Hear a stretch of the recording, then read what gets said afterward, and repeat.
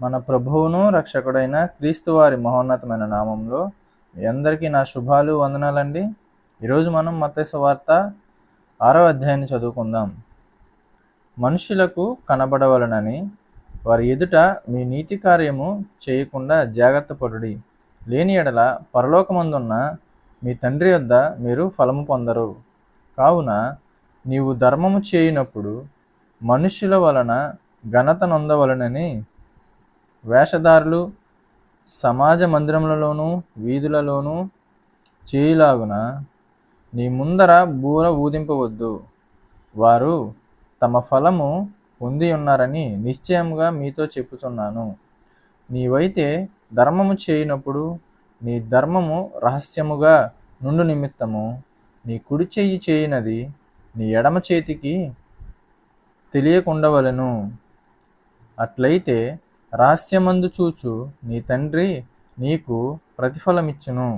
మరియు మీరు ప్రార్థన చేయనప్పుడు వేషధారుల వలె ఉండవద్దు, మనుషులకు కనబడవలనని సమాజ మందిరములలోనూ వీధుల మూలలలోనూ నిలిచి ప్రార్థన చేయుట వారికి ఇష్టము. వారు తమ ఫలము పొంది ఉన్నారని నిశ్చయముగా మీతో చెప్పుచున్నాను. నీవు ప్రార్థన చేయనప్పుడు నీ గదిలోనికి వెళ్ళి తలుపు వేసి రహస్యమందున్న నీ తండ్రికి ప్రార్థన చేయుము. అప్పుడు రహస్యమందు చూచు నీ తండ్రి నీకు ప్రతిఫలమిచ్చును. మరియు మీరు ప్రార్థన చేయనప్పుడు అన్యజనుల వలె వ్యర్థమైన మాటలు వచింపవద్దు. విస్తరించి మాటలాడుట వలన తమ మనవి వినబడునని వారు తలంచుచున్నారు. మీరు వారి వలె ఉండకుడి. మీరు మీ తండ్రిని అడగక మునిపే మీకు అక్కరగానున్నవేవో ఆయనకు తెలియను. కాబట్టి మీరీలాగు ప్రార్థన చేయుడి: పరలోకమందున్న మా తండ్రి, నీ నామము పరిశుద్ధపరచబడుగాక, నీ రాజ్యము వచ్చుగాక, నీ చిత్తము పరలోకమందు నెరవేరునట్లు భూమి యందును నెరవేరునుగాక. మా అనుదిన ఆహారము నేడు మాకు దయచేయుము. మా రుణస్థులను మేము క్షమించి ఉన్న ప్రకారము మా రుణములు క్షమించుము. మమ్మును శోధనలోనికి తేక దుష్టుని నుండి మమ్మును తప్పించుము. మనుష్యుల అపరాధములను మీరు క్షమించిన ఎడల మీ పరలోకపు తండ్రియు మీ అపరాధములను క్షమించును. మీరు మనుష్యుల అపరాధములను క్షమింపకపోయిన ఎడల మీ తండ్రియు మీ అపరాధములను క్షమింపడు. మీరు ఉపవాసము చేయనప్పుడు వేషధారుల వలె దుఃఖముఖులై ఉండకుడి. తాము ఉపవాసము చేయునప్పుడు మనుష్యులకు కనబడవలెనని వారు తమ ముఖములను వికారము చేసుకొందురు. వారు తమ ఫలము పొంది ఉన్నారని నిశ్చయముగా మీతో చెప్పుచున్నాను.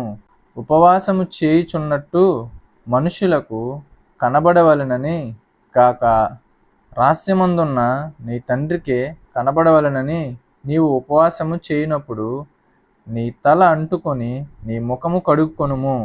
అప్పుడు రహస్యమందు చూచుచున్న నీ తండ్రి నీకు ప్రతిఫలమిచ్చును. భూమి మీద మీ కొరకు ధనమును కూర్చుకొనవద్దు, అక్కడ చిమ్మెటయు తుప్పును తినివేయును. దొంగలు కన్నము వేసి దొంగిలెదరు. పరలోకమందు మీ కొరకు ధనమును కూర్చుకొనుడి, అచ్చట చిమ్మెట అయినను తుప్పు అయినను దాన్ని తినివేయదు. దొంగలు కన్నము వేసి దొంగిలరు. నీ ధనం ఎక్కడ నుండునో అక్కడనే నీ హృదయము నుండును. దేహమునకు దీపము కన్నే గనుక నీ కన్ను తేటగా నుండిన ఎడల నీ దేహమంతయు వెలుగుమయమై ఉండును. నీ కన్ను చెడినదైతే నీ దేహమంతయు చీకటిమయమై ఉండును. నీలోనున్న వెలుగు చీకటి అయి నుండిన ఎడల ఆ చీకటి ఎంతో గొప్పది. ఎవడు ఇద్దరు యజమానులకు దాసుడుగా నుండనేరడు. అతడు ఒకని ద్వేషించి ఒకని ప్రేమించును, లేదా నీ పక్షముగా నుండి ఒకని తృణీకరించును. మీరు దేవునికి సిరికిని దాసులుగా నుండనేరరు. అందువలన నేను మీతో చెప్పునదేమనగా, ఏమి తిందుమో ఏమి త్రాగుదుమో అని మీ ప్రాణమును గూర్చి అయినను, ఏమి ధరించుకుందుమో అని మీ దేహమును గూర్చి అయినను చింతింపకుడి. ఆహారము కంటే ప్రాణమును, వస్త్రము కంటే దేహమును గొప్పవి కావా? ఆకాశ పక్షులను చూడుడి, అవి విత్తవు, కోయవు, కొట్లలో కూర్చుకొనవు, అయినను మీ పరలోకపు తండ్రి వాటిని పోషించుచున్నాడు. మీరు వాటికంటే బహు శ్రేష్ఠులు కారా?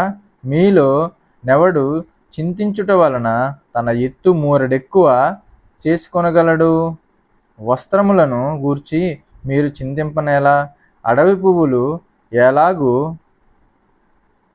నెదుగుచున్నవో ఆలోచించుడి. అవి కష్టపడవు, వడకవు, అయినను తన సమస్త వైభవముతో కూడిన సొలొమోను సహితము వీటిలో ఒకదాని వలెనైనను అలంకరింపబడలేదు. నేడుండి రేపు పొయ్యిలో వేయబడు అడవి గడ్డిని దేవుడు అలాగూ అలంకరించిన ఎడల, అల్ప విశ్వాసులారా, మీకు మరీ నిశ్చయముగా వస్త్రములు ధరింపజేయును గదా. కాబట్టి ఏమి తిందుమో, ఏమి త్రాగుదుమో, ఏమి ధరించుకుందుమో అని చింతింపకుడి. అన్యజనులు వీటన్నిటి విషయమై విచారింతురు. ఇవన్నీ మీకు కావలెనని మీ పరలోకపు తండ్రికి తెలియను. కాబట్టి మీరు ఆయన రాజ్యమును, నీతిని మొదట వెతుకుడి, అప్పుడు అవన్నీ మీకు అనుగ్రహింపబడును. రేపటిని గూర్చి చింతింపకుడి, రేపటి దినము దాని సంగతులను గూర్చి చింతించును. ఈనాటికీడు ఆనాటికి చాలును. దేవుడు తన పరిశుద్ధ వాక్యమును మన హృదయంలో ఫలింపజేయునుగాక. ఆమేన్.